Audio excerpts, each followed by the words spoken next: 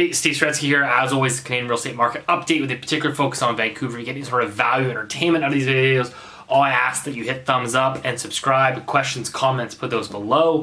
Before we get into this week's video, this coming Tuesday, the 28th of April at 5 p.m. Pacific Standard Time, I'm going to do a live Q&A webinar. So there's going to be a Zoom link in the description below. Where you can go and register for this webinar. It's a live Q&A, so again, if you want to pop on, ask me a question, come on, have a beer, and we'll sit down for an hour, hour and a half, and just sort of chat about the markets. I think it'll be a fun way to sort of connect, obviously, with a lot of you, and there's a lot of questions. And at the end of the day, we're all here, including myself, asking questions, because nobody knows the outcome. Everyone's obviously trying to get better and better their lives, essentially. And so that's kind of the whole thing, part of this community that we're building here, which kind of brings me to the next point and really the theme of this week's video, which is essentially how important in times like this, where these are literally the most dramatic shifts from an economic perspective, business perspective, from people's lives and health perspectives, that independent research has never been more invaluable. It has never been more critical and important. And I know that I've discussed this a lot with you. I've talked to you about the books that I'm reading, the subscription services that I have. Again, the ones that I'm recommending first and foremost is Real Vision. That's a no-brainer. It's $240 for the year. You can sit down and watch full-length interviews with the top minds in finance. Get different perspectives. There's no agenda, I'm also a big subscriber into Hedgeye. It's more of if you're looking to sort of more actively position your own portfolio. That's more their sort of thing. And there's a couple other ones. I'm a big fan of Jared Dillian, Street Freak. That's more of an entertainment one. But I'll also be having him on a Zoom webinar in the next couple weeks as well. So we'll send you those details later. But the reason why I bring that up is because of the stuff that I'm reading this week is, particularly in the mainstream media, it's just, honestly, it is just complete garbage. There's so much bad information out there, and they're literally leading people, in my opinion, to the slaughter. Just horrendous information. And that's basically part of the reason why I started this channel. It's why I started the Saretsky Report. It's why I'm going to continue to enhance and improve that service moving forward. Because I truly think, particularly in Canada, that there's a lack of good financial information. We're basically spoon-fed our info from the Canadian banks, which obviously there's an agenda there. There's a conflict of interest, plain and simple. And so most of the stuff that you read in mainstream media, if you're getting your financial investment advice, or if you're getting, if you're making your decisions based on an article that you read in the mainstream media, I think you're doing it wrong. Personally, I think you're making a mistake. But without that, I'm going to break this down, because the reason why I bring this up is that one of these articles, is talking about, the housing market will begin to rebound towards the end of 2020, and prices will start rising into 2021, at the beginning of 2021. And obviously, really, and they said, because of quote unquote pent up demand. There is no pent up demand. Let me walk you through this scenario again. I've talked about it before. Okay, so you're going to be on lockdown for the next couple weeks, let's say. You're going to reopen it. You're going to get a second wave. It's irrelevant. But we're not quantifying is people's behaviors are changed. They have changed. All you have to do is go look and see what's happening, for example, in Wuhan, which is basically reopened. Yes, the people are back to work, at least some of them, but real normal life activities have not resumed to normal. In fact, they're scared shitless of another outbreak there, and their numbers are realistically probably bogus to begin with. That, if you say in say Canada, you say, yes, restaurant, you can reopen because, we're going to ease some of these restrictions, but you can reopen at 50%. How does a restaurant earn profits at 50% revenue? For example, sporting events like the NHL, NFL, NBA, those are probably all playing their leagues this year with no fans. I mean, that's a huge hit to revenues. That's a huge hit to bars, restaurants, sports memorabilia, and all the ramifications that come with that. Air travel, hotels, etc., etc., etc. So that is not a normal economy. So what this is a massively deflationary environment, which puts Canada, unfortunately, in a very particular position. As we can see coming into this, Canadian corporations and households had levered themselves to the hilts. We had the most indebted corporations and households pretty much close to in the world. So this makes debt servicing become extremely difficult when you get that exogenous shock. Okay, so I'm going to break this down for you. When you get that exogenous shock and you have debt levels where they are, so now you get unemployment. That creates a wave of defaults and delinquencies, which then spurs on deflation. Okay, now deflation makes debts more difficult to service. Reason for that is because of if real prices are falling, the cost of your debt, the cost of servicing your debt basically increases. So to comprehend this, what really matters is basically real interest rates. So again, this article that I'm referencing, they said, well, because of pent-up demand and low interest rates, that's going to stimulate, it's stimulative for housing.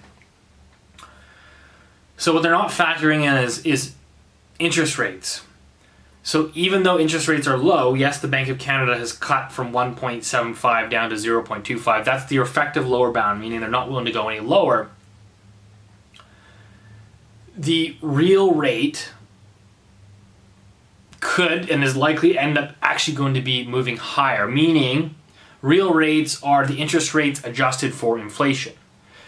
CPI, which is the inflation metric, over the next probably 6 months or so, maybe a year, maybe even longer, is going to go into negative territory. So that means you're going to have deflation, which means prices are actually going down. So what it means is that if you have a 0% interest rate, but you have -1 CPI inflation, that means your real rates are 1%. Okay?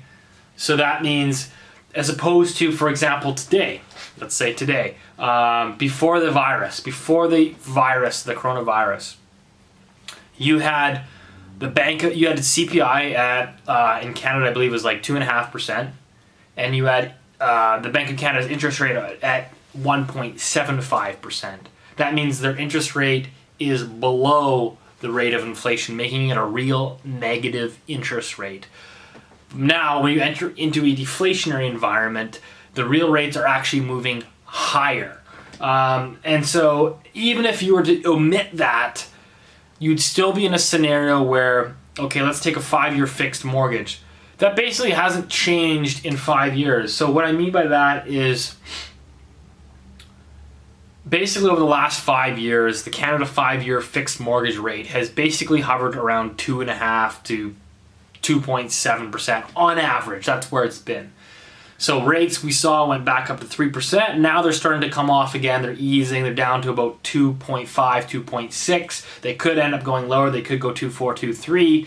But that's not really stimulative. The marginal growth, the marginal boost in demand from that is negligible. And this is something that Ray Dalio has talked about. He's coined the term pushing on a string.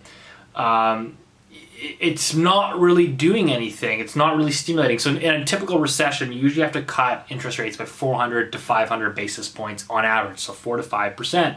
So you're cutting rates right now. You went from 1.75% down to 0.25%. So again, the interest rates themselves are not actually stimulative. And again, even if you lower rates down to, again, 0%, people still have to have, what I have said in many, many videos before, people have to have confidence to actually go borrow the money, and banks have to be comfortable actually lending that money. That's why we've seen in Japan and in Europe that these low, basically negative interest rates have not actually helped their economy. They have not actually stimulated the real economy, because there is no, first of all, bank lending has crippled, because low interest rates with a flat yield curve actually compresses net interest margins, means it makes bank lending actually less profitable.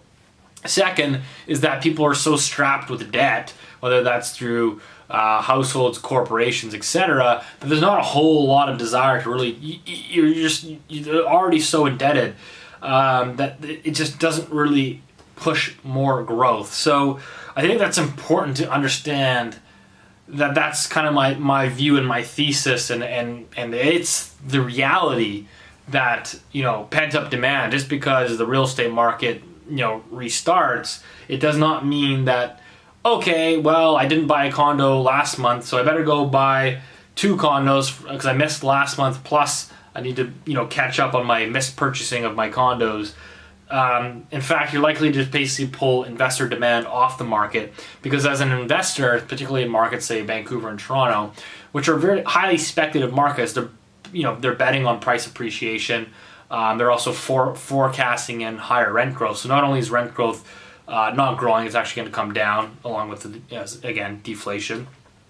But what is your outlook for prices? It certainly isn't up, at least in the short term.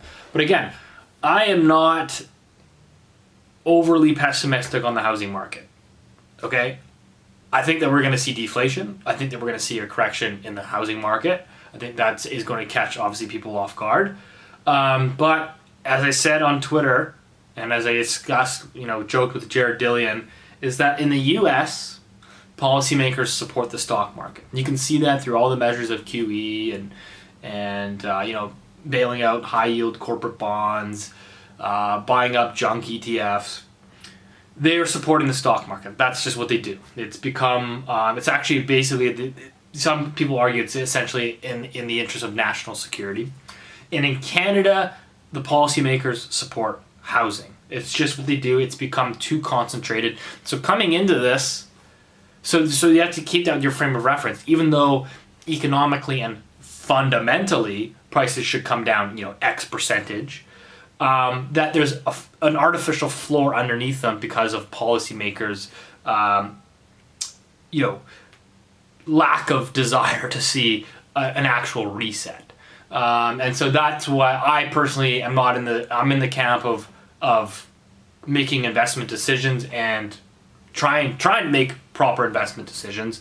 So I'm not really in the interest of betting for what is right or what I want to happen. I'm betting that what is the reality and is going to happen. Which, again, nobody knows for certain, but you try to make your best judgments. So that's kind of my ultimate view on that aspect. That, again, we are going to go through deflation, as we can see these charts here, through back in the last Great Depression of the 1930s. We are eventually going to get, I am very, very confident in this, we're eventually going to get inflation. Policymakers will get their way. They'll eventually find a way. It could be a year. It could be 5 years. We'll eventually get that inflation, and I suspect it will be fairly rampant inflation, because once the genie is out of the bottle, you can't simply put him back in. But you have time in that aspect where I think the next 12 months, with the unemployment, with the layoffs, with the virus, with all of this, there's no such thing right now as pent-up demand. This is highly deflationary. This is destructive. It's very reminiscent of the Great Depression. If you've gone back and studied any of it, the same thing central banks did during that era is they printed like crazy. And they still had massive deflation for many years. So that's kind of my view. I'm just going through my notes here in terms of anything else I have, but that's all I got for this week. If that video helped, if it brought you any sort of value, I hope that you hit thumbs up.